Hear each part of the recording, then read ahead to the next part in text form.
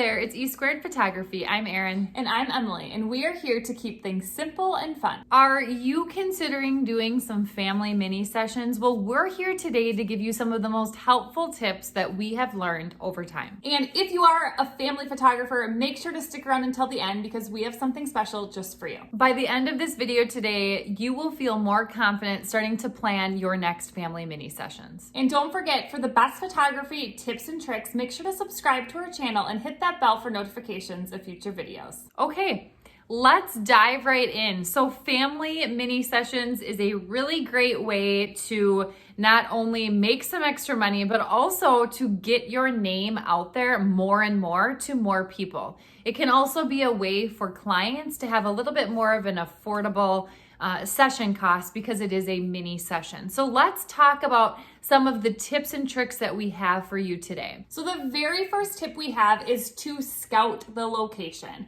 So if you've decided that you are going to do these minis from 3 p.m. to 7 p.m., whatever the time frame is, scout the location during that time frame. We like to do it at the 3 p.m. time and towards the end at the 7 p.m. time to see what the light is like and take some test shots to make sure we like that location. Now, when you are actually doing these mini sessions, because they are short, and of course you can determine that length, we typically do ours around 20 minutes.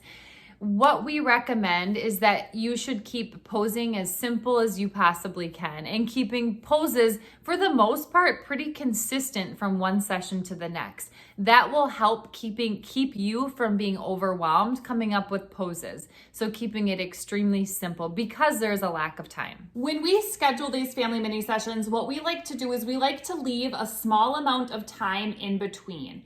And what we mean by that is if we're gonna have a 20-minute session, we're gonna have a 10-minute buffer in between each session. So if one family's running late or we go a little long with one, we have that little bit of time there. Something else to consider that has been really helpful for us is having an extra person or an assistant along with you for mini sessions, because what it can help you do is it can help get the next family or whoever it might be ready to go for the session and directing them in the right direction. And it can also kind of help push you to finish up and wrap up the session before. So we always think an assistant can be helpful, whether it be to do something like that or hold a reflector or help with equipment, whatever it might be. Now, if you are new to doing this and you don't have any sort of software that you use for sending out forms or any of that, we do sometimes use just Google Forms to send out to our potential clients so they can fill that out. It puts it in a nice spreadsheet for us and it's super easy. So let's talk about some of the things to collect within a Google form or a questionnaire that you might be sending to potential clients signing up for sessions.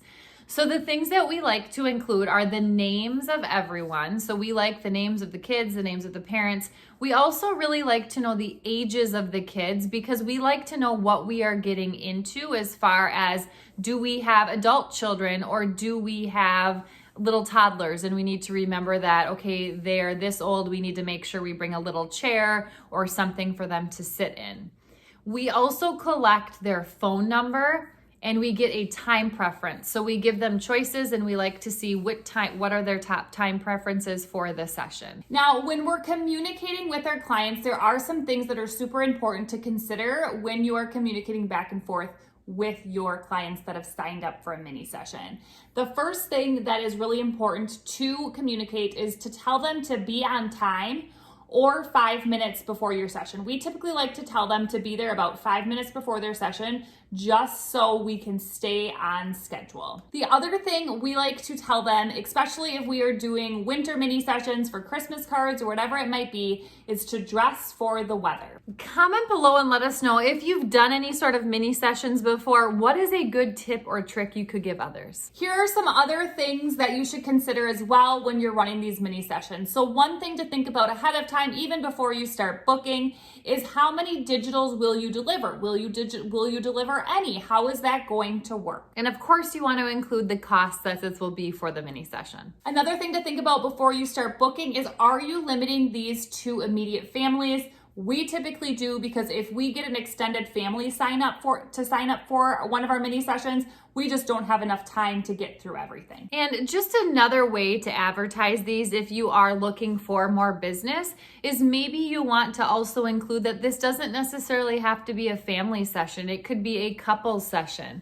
It could be a BFF session, or it could be like a little mini senior session or something like that. So there's a lot of different ways that you can word these types of sessions and get more clients to book. And once we've picked our session date that we're going to do, we always like to look at our calendars and figure out what a rain date is.